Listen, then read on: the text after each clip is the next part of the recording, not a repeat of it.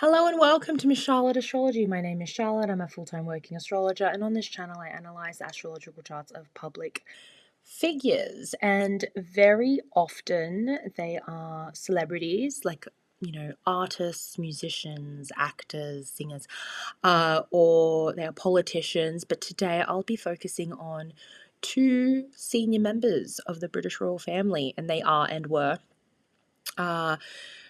the late Princess Diana, Lady Diana Spencer, the former Princess of Wales, and her arch nemesis, who is now the Queen, Camilla Parker Bowles, as she was known then.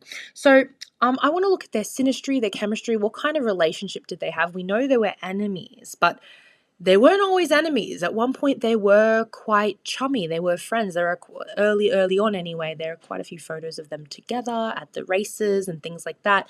So they had a relationship.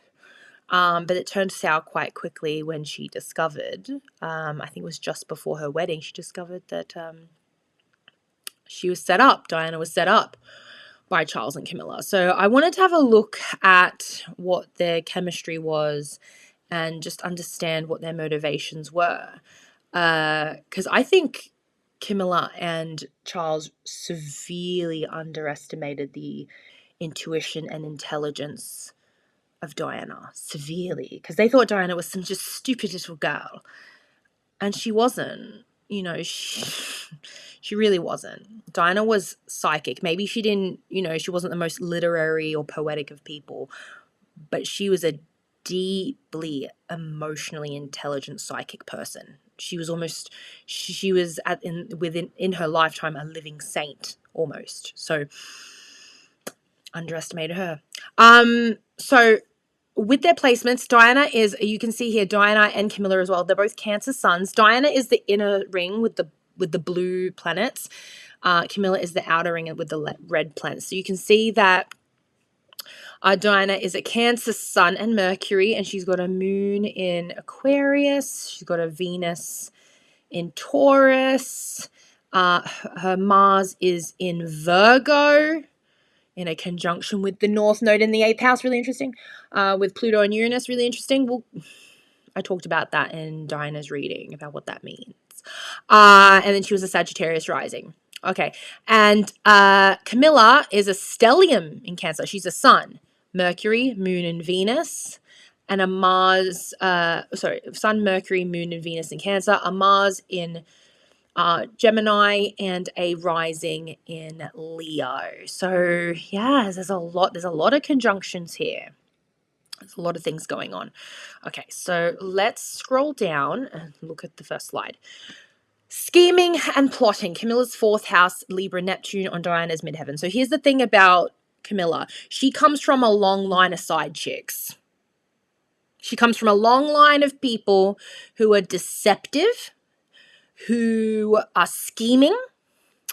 Potentially there is some abuse. There's a lack of boundaries. It's very messy. And why? Because she got Neptune. The house is flooded. So you got to understand that about Camilla. She comes from a family where deception is normal and plotting is normal. And having enemies in the home is normal. And betting the enemy is normal. Okay? Now, that's her 4th house of home and family and lineage, right? And you got to remember that Camilla's great aunt, or was it her great grandmother? It was her great aunt, I think. Camilla's great aunt was the mistress to Prince or King Charles's great grandfather. So, and that's one of the reasons why Charles and Camilla are so attracted to each other, is because it's like they've got unfinished business from their great grandparents.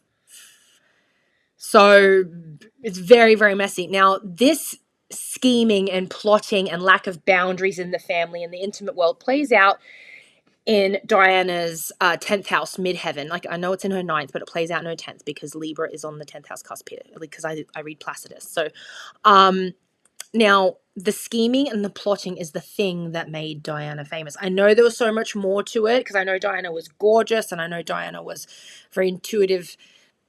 Like I said, intuitive, psychic person who is incredibly glamorous and beautiful, born to be a star. Get it. I got it. Yes. But there are other things at play here than just her being at the right place at the right time and looking pretty. There was more than that.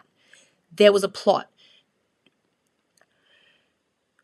Camilla was the one that wanted Charles to marry this 18, 19-year-old girl. You got to remember that.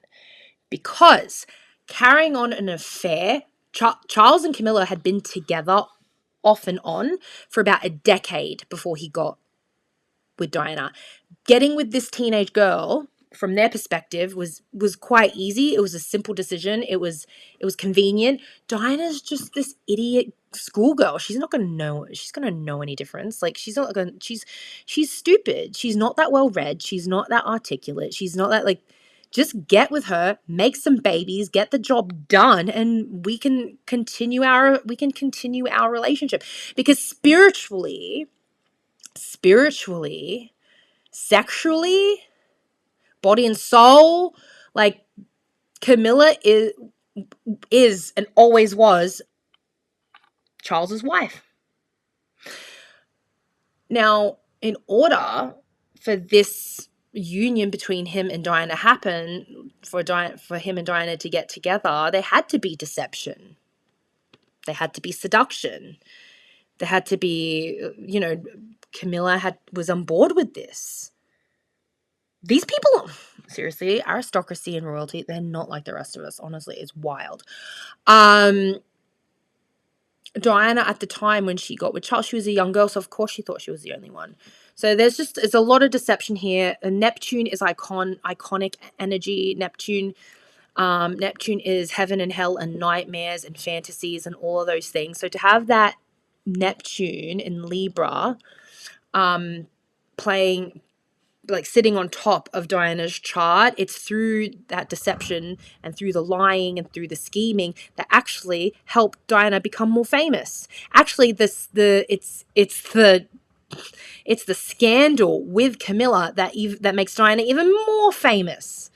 Diana, in her own chart natally, has Neptune in the 10th and plays out in the 11th, and that's that kind of like saint energy. She's got this halo around her, and that Neptune trines the sun, so she's gonna be she was in her lifetime a living saint, someone that people could feel vulnerable with, someone that has mass appeal.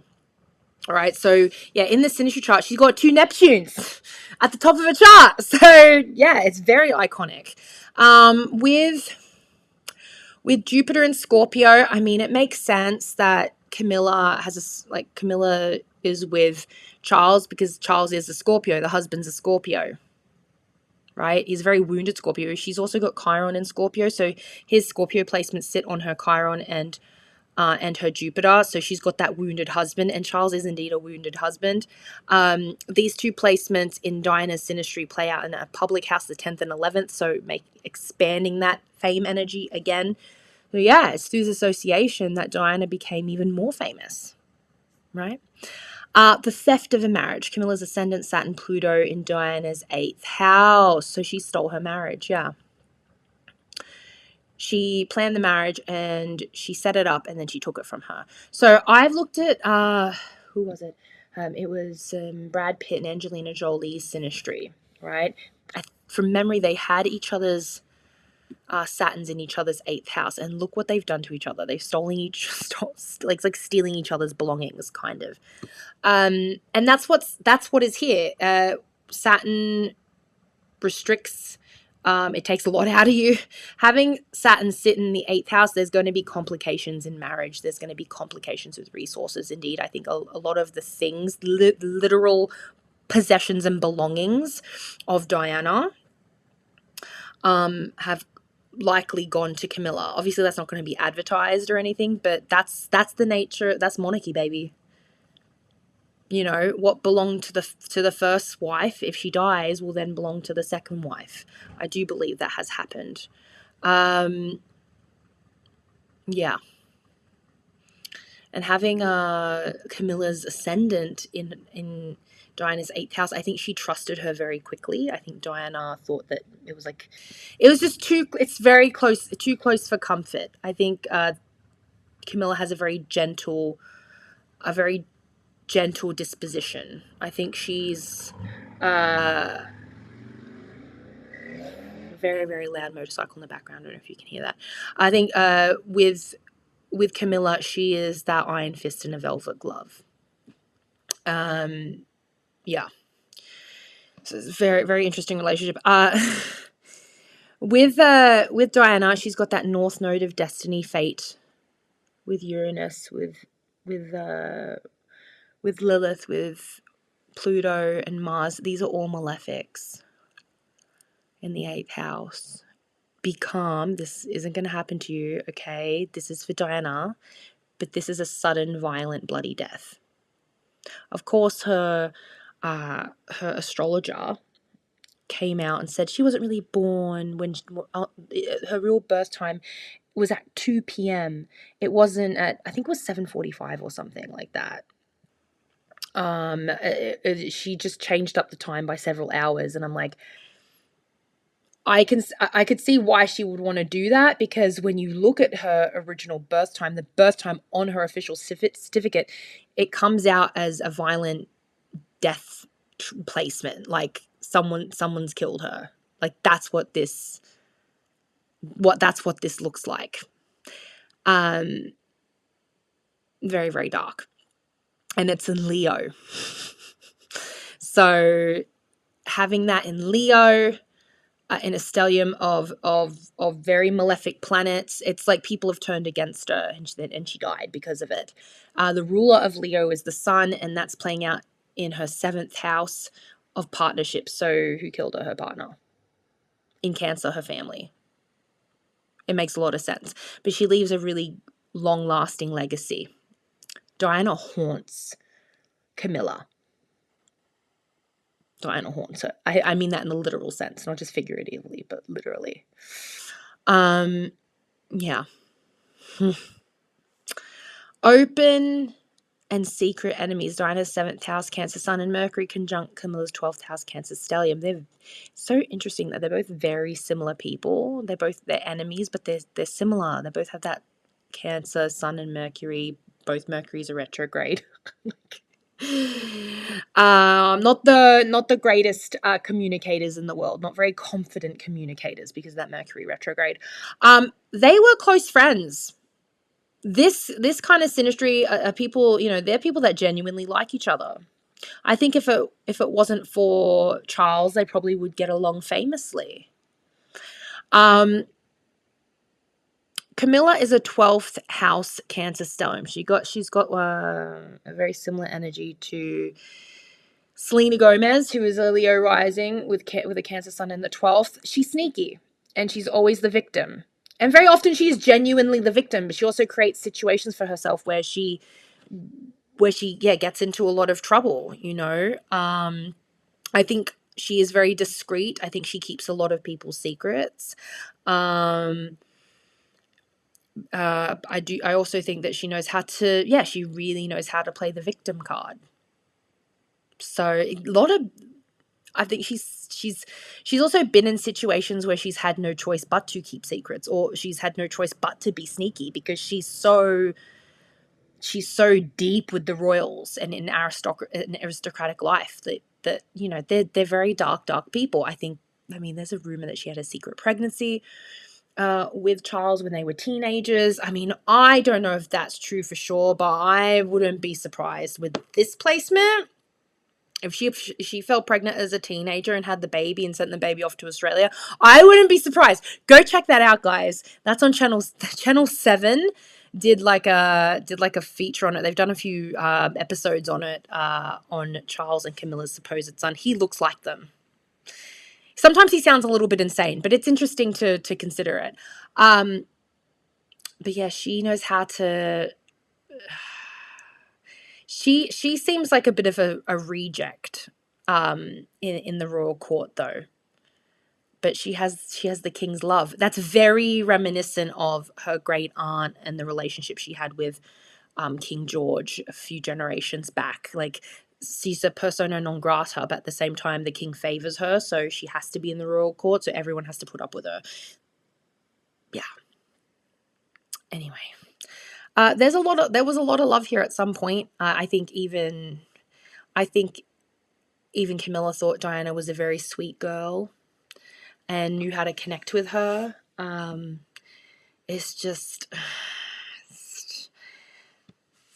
it's very inconvenient that the house of open enemies, the 7th house, is meeting up with the 12th house, the secret. Yeah, open enemies house and the secret enemies house have come together with these Cancer placements. So this was a battle that Camilla wanted to fight in private. But Diana made it public. She made sure everybody fucking knew. She's like, I'm talking to Martin Bashir. I'm sitting down in an interview, 7th house things. I'm telling everyone what you did. I do think that with Mars and Uranus here, Camilla had people turn against Diana, because if someone has a malefic playing out in your 7th house, like specifically Mars, if someone's Mars is the same sign as your descendant, being in association with them could lead to more enemies or disruptions with other partnerships, and that did happen with these two. So it doesn't always have to be intentional, it's just an energy that's there. So they definitely had their different camps and their warring parties. Causing chaos. Camilla's 11th house, Gemini stellium, and North Node in Diana's 6th and 7th house. Oh my God. So with Camilla in the picture, that disrupted Diana's everyday life. Her husband was always missing. She found Camilla's presence all around the house, like literal presence, like the cufflinks, and maybe she found flowers or notes and things like that. Having Camilla be that third person in their marriage was incredibly disruptive, which is really difficult because Diana was someone that really valued her routine and her health, and she's got nothing malefic in her 6th house, or even her 7th house. And then when you put these two in a synastry chart, Camilla disrupts all of that. So, yeah. And Diana was a Venus in Taurus. I'm a Venus in Taurus. Like, what? Like, so loyal up until the end. I think someone asked her, if Charles wanted you back, would you take him back? And she said yes. And I think she was in a relationship with Dodie at that time. I think if Charles wanted her back and he proposed to her again, or I think if they rekindled, I think she would have definitely gone back, because Charles was the love of her life, but she was not the love of his. Camilla was. And Camilla disrupted that 7th house and that 6th house, really disrupted her work, her routines, and her relationships and everything.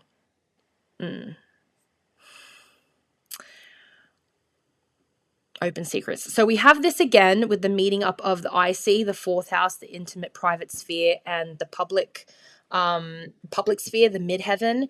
So again, I said earlier, just to reiterate, if you've got a private house meeting up with a public house in a synastry chart, if there is drama between you, it's going to be made known to the world. And that's exactly what happened. So here we are.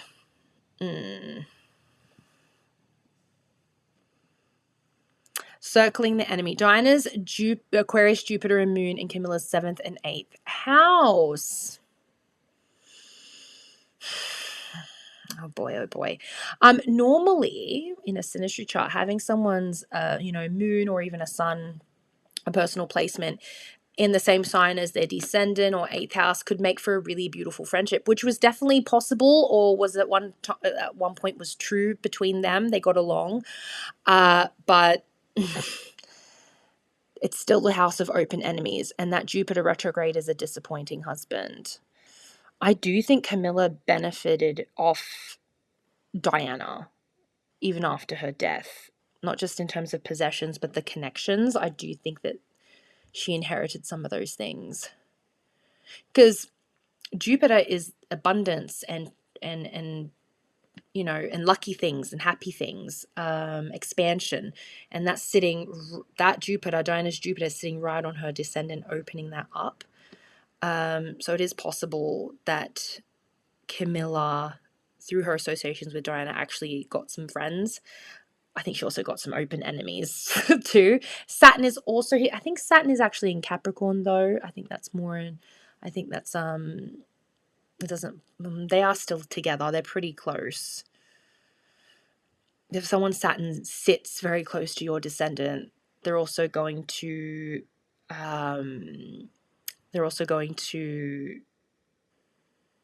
ensure that you have a very, very small circle. So yeah, it's interesting because the planet of restriction and the planet of expansion are sitting together in Diana's chart. It's so interesting. The moon in Aquarius, Diana's family life and relationship to her mother was difficult, to say the least. I think having the moon in Aquarius does indicate some kind of like disconnection from the family and from the mother. That certainly was true. Having that moon play out in Camilla's 8th house could have made them really great friends. I think there was trust there initially. Moon in the 8th house could have you trust people very, very quickly on both sides, but it could also turn to enemies. It could go left real quick. It went tits up, didn't it? So yeah, there's a lot of things here that would indicate that Diana would be an ideal friend to Camilla and vice versa. And that's probably why they were such, formidable opponents. Like, they were foils to each other. So yeah, that is their signature chart. There is a clash of the private world and the public world. There is, secret rivalries that turned into public rivalries, public spats, disgrace. In the end, I know Diana died, but in death, she haunts this woman, and she will forever haunt this woman. She will never be Diana. No one's ever going to love Camilla the way they love Diana, but I mean, does that really matter? Because Charles was the one that, in the end, like, Camilla won Charles. So yeah, it's very, very messy. Very messy. Okay, that's all I have for you guys. What do you think of Camilla? Do we have some pro Camilla people? Put it in the comments. I mean, some people don't mind her. I don't know. I saw her pick up I thought she was at a kindergarten and she picked up a child's sleeve. Diana used to, like, hold babies and, like, she used to love on people. And then there's Camilla, who picks up a child's arm by her sleeve. Like, I just thought, anyway. What are your thoughts? Let me know in the comments. And if you'd like to support me, I've got MP3 readings and I've got my members. Thank you so much. Bye, everyone.